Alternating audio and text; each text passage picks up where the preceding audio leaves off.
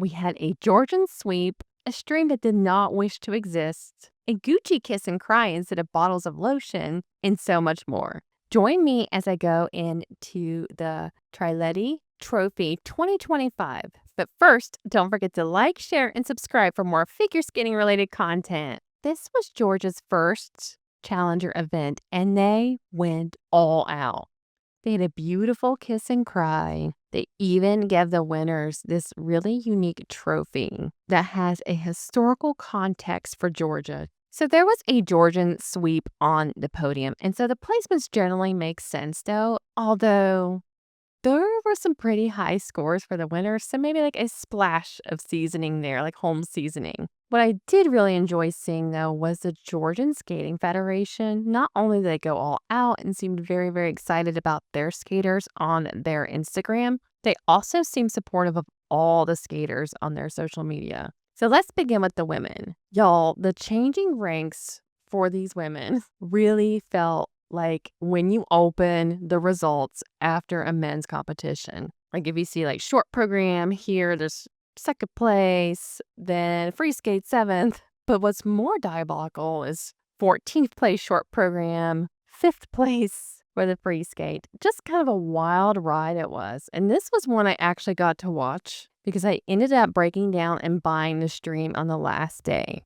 Also, I do want to note, though, if I skip any skaters in the women's section and others, it simply means that I didn't get to see their skates, and my stupid page stream will not let me go back and replay anything. And the winner here was Anastasiia GUBANOVA, representing Georgia. She was definitely the rightful winner here, especially when it came to her free skate. She had the skate of the night here. We had just got done watching all the like chaos and menning and women form and people moving down placements and splatters and pops. And then she comes out and she puts on a performance that was so confident, so comfortable. Just she seemed completely at ease, even though she was skating last. And for a crowd that was so excited for her, and she just skated as if she owned the place, which I guess she kind of does. I know she doesn't live there, but maybe she kind of does own the place. So it was just a phenomenal, much needed skate after what we witnessed. For her short program, she made like a minor error. She stepped out of her triple lutz. I think she really enjoys her short program, and I know a lot of people dislike it because of concerns about cultural appropriation. I think we're gonna have to pry it out of her because she seems to have a blast during it. I don't think she's changing it. And her joy during it is so infectious. Like she made me want to get up and boogie. So overall, I'm so excited for her because yes, she is not really living in Georgia. I think she said the buildings in Georgia are pretty. Regardless, she was at what could be quote unquote a home crowd who were really amped and excited to see her, and she laid down the gauntlet. And second place was Mariia SENIUK representing Israel. I did not get to watch her short program, but I did get to see her free skate. Unfortunately, I thought I could go back and watch the replay, and so I didn't take a lot of notes. But what I can recall is she was extremely strong and confident while skating. Like she had some minor errors here and there, I remember, but she really did put on a performance as if she was ready to attack. And I actually, while watching her, after watching some of the others, thought, I bet she's either going to podium or make it close. And she did. And third place was Haein LEE from the Republic of Korea. I feel like we just saw her. We did at Dennis 10. She put on really great performances. They weren't perfect. So her jumps were reviewed for both programs and so many under rotations that got called. And I actually thought she wasn't going to podium after her free skate because when she opened up with that pop jump, I thought, oh no. But she persisted and put on a really good performance. Now, at the end of her free skate, though, I don't know if I didn't pay attention enough to it last time. I feel like there may have been some confusion about where she was like twisting the end. I don't know, though. That just might be part of her like end sequence of dying. And also when she got up, she looked at her coach and made a puzzled, perplexed gesture. So I don't know what that was about, but she did end up podiuming here. So congratulations to her, especially so close after Dennis 10. In fact, I think a lot of these people hopped on the plane from Kazakhstan to Georgia like together because there were so many people from Dennis 10 here also. So in fourth place was Anna Pezzetti representing Italy. She really broke my heart this weekend. So she had a really strong short program. She had these massive jumps. Oh my God, she's always jumping like she's gonna like hit the rafters. I swear one day she's probably going to be able to do a quad if she hasn't already done one in the past. And she like, had like a minor error on her triple flip, but then her free skate, she opened up with what looked like a painful fall. It was not one of those falls that looks like you just lightly fall on your butt. It was just like not the greatest. But she kept going. Now, her jumps, though, were just quite shaky. When she did land them, it was just a very tight performance after the fall. And I hope she didn't get injured. She was crying in the kiss and cry, and it was really heartbreaking to watch. And so hopefully, she's not going to beat herself up too much because we all know it's just a rough skate, and she's just going to bounce back. In seventh place was Rinka WATANABE from Japan. Her short program was rough. She fell on her triple axel, fell on the triple lutz, had to step out on her triple loop, didn't get a combo squeaked out. And even though her free skate wasn't perfect, it still felt like a redemption compared to the short program. Now, she did have a fall, though, on one of her triple axels and a pop jump. However, what was interesting to me is she landed her triple axel, triple toe combo. Yeah, there were some calls on it. So she was able to do it in a combo, but like squeaking it out later on did not work for her. It is going to be interesting, though, if she gets to the point where she is landing both of the triple axels in the free skate. So that is going to be a huge technical boost for her. And in 10th place was Ava Marie ZIEGLER from the United States of America. I really feel, y'all, like this shows growth compared to her last competition. She had some pops in both of her programs. However, she was mainly clean. And what really made me happy was after her free skate, she looked so happy. And then in the kiss and cry, she was genuinely happy with her coach. So I'm happy for her. She's able to recognize that she is making progress. And she's back, y'all. Now, while it will likely be an uphill battle for her to qualify for the Olympics this quad, maybe she kind of put her name in a hat for like the next quad. In 12th place was Starr ANDREWS from the United States of America. This was such a mixed outing for her. So she brought down the house in the short program.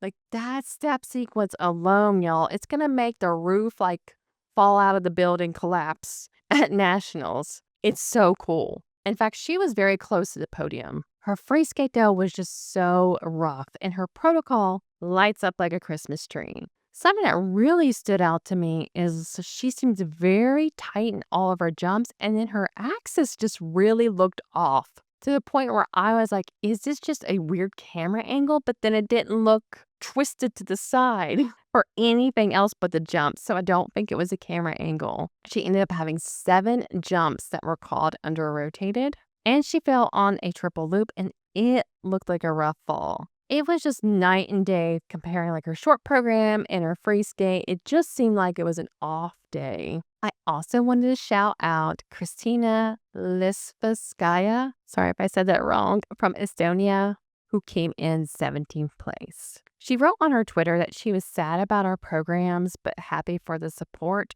We're sad about our performance. I know she's not going to hear this, but girl, we don't care about your mistakes. You are still so entertaining and delightful for us. You could just like slam down, fall down on all the jumps.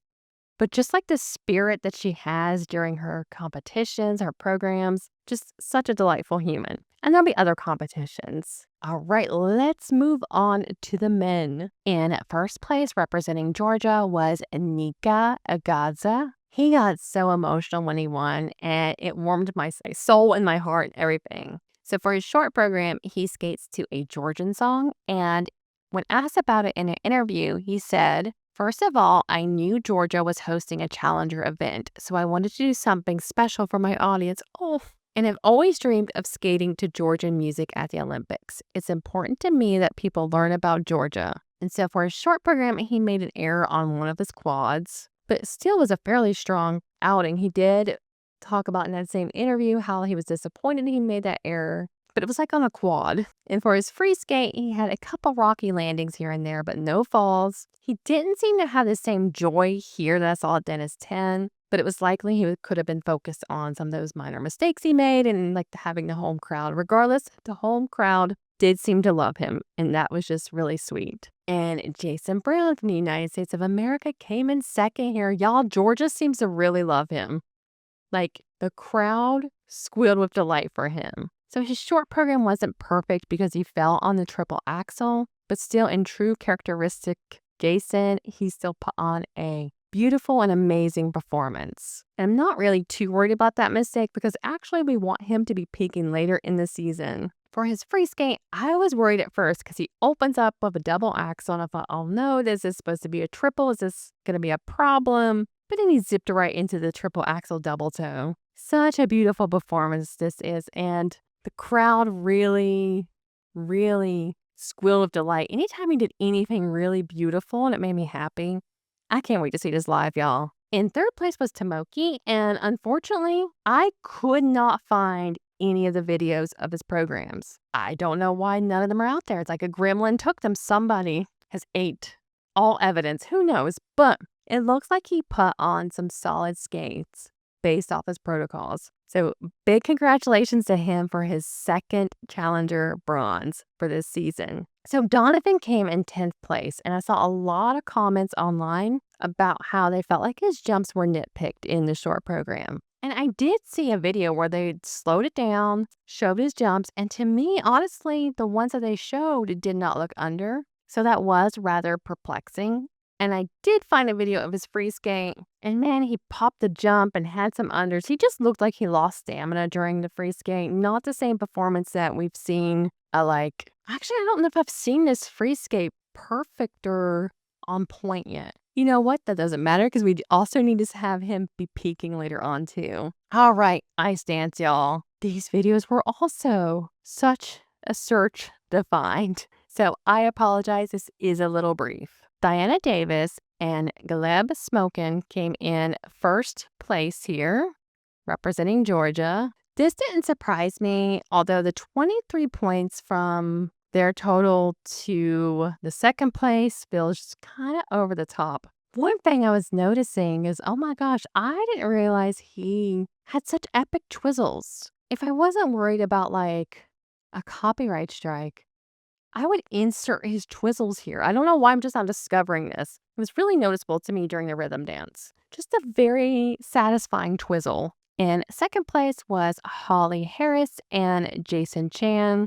from Australia. So they ended up actually rising from fourth place to second here. I was trying to look at the protocols to see what the discrepancies were between them and like the third place earlier in the not short program, but in the rhythm dance, and it just looked like it came down to small things here and there. I really enjoy their free dance. This is my second time seeing it, and each time it looks like it's getting better. I think this is a really good choice for them. In third place was Loicia, DEMOUGEOT, and Theo MERCIER representing France. I really enjoy their free dance, especially their opening lift.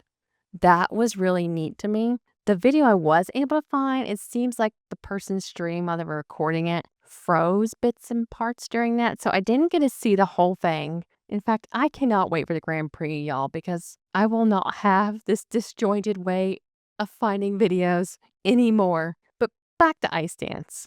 So something that makes me feel sad for them is they've been chugging along this long, and then they likely will not end up being one of the ones at the Olympics. We don't know actually Laurent and Cizeron's programs now, because I know they are changing their rhythm dance now that I think about it. So they may be the last ones that we do not know what they're skating to, because we just found out actually that Piper and Paul are going to do RuPaul, which is going to be so fun for the rhythm dance, of course. All right, I digress. Now on to pairs. Y'all, these short programs are like under lock and key. Like, Why? Why are there none of these out here? And if they are out there, why am I not able to find them? I at least found the first place winners programs. In first place was Anastasiia and Luka from Georgia. I totally agreed with them being ahead, especially actually in both programs, but man, was that a large margin, especially the short program, like such a large margin.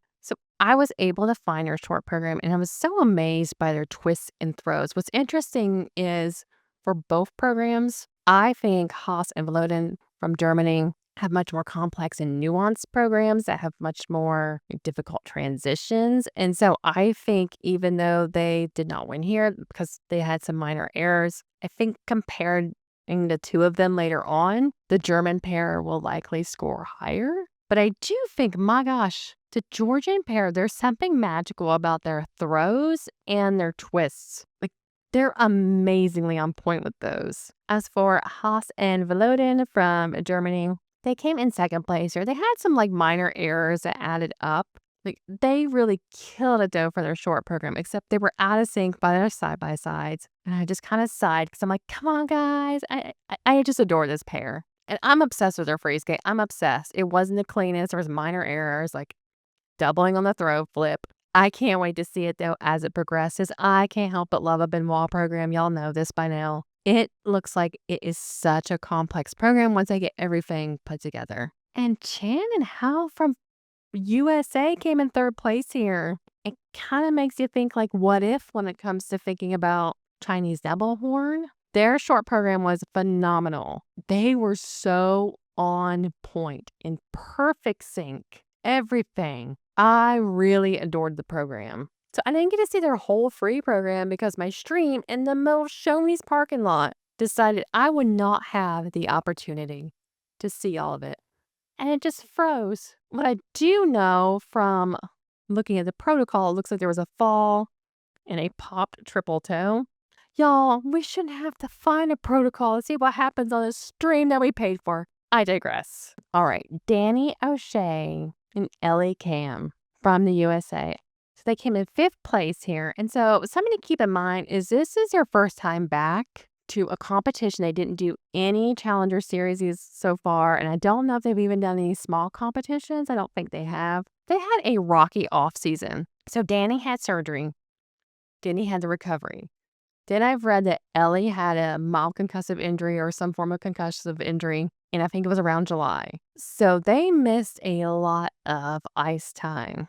So I didn't get to see their short program because, of course, that's like hidden from the world. But from what I saw, from what I was reading on Reddit, it looks like she stayed on her feet for the throw and then just had a hand down. I also read that she was sad coming off the ice, which breaks my heart. I did get to see their free skate. It wasn't the strongest. Emily fell on like the opening triple toe. Then like the first throw was just kind of like a twister. Like she didn't fall, but it was like a twisty, I'm almost going to fall. And she did fall on the other throw. So I feel for them and I really hope she doesn't beat herself up too much because she did look sad coming off the ice for that as well. But they'll have more opportunities to train now that they're both hopefully feeling better. I hope they both are. They've just missed a lot of time. And it looks like their Grand Prix assignments are Skate Canada, which will be at the end of the month. Like it's a little bit more time. And then for Finlandia, which is towards the end of November, which will also give them a little bit more time. So I'm relieved to see they're not coming up at like Grand Prix de France or Cup of China. So they at least have a few more weeks to get some more training under their belt. All right, y'all. I, for one, am so excited that the Grand Prix series is starting. There's just something like real exciting. It feels like that's when this season starts. And we don't have to go, well, those of us, unfortunately, have and many of us do not have to go on like wild goose chases for these videos. Like there is something I detest about watching competitions so disjointed. Yes, I definitely appreciate everyone who posts a video. I just hate when I buy a stream and it's hard to watch, or if I have to go searching for videos, you just don't get to feel like you're watching the competition. Like you're not taking everything in. You're not taking in the atmosphere of the warm-up. You're not taking in how they look before they talk to their coach. Do they look nervous? Do they look fine? Just so many details. I digress. Starting to ramble now. Okay, y'all. So I'm going to try to cover Budapest Trophy, but so far I cannot find any videos from that because of course I can't. But see y'all next week for Grand Prix de France. I'm so excited. And don't forget to like, share, and subscribe for more figure skating related content.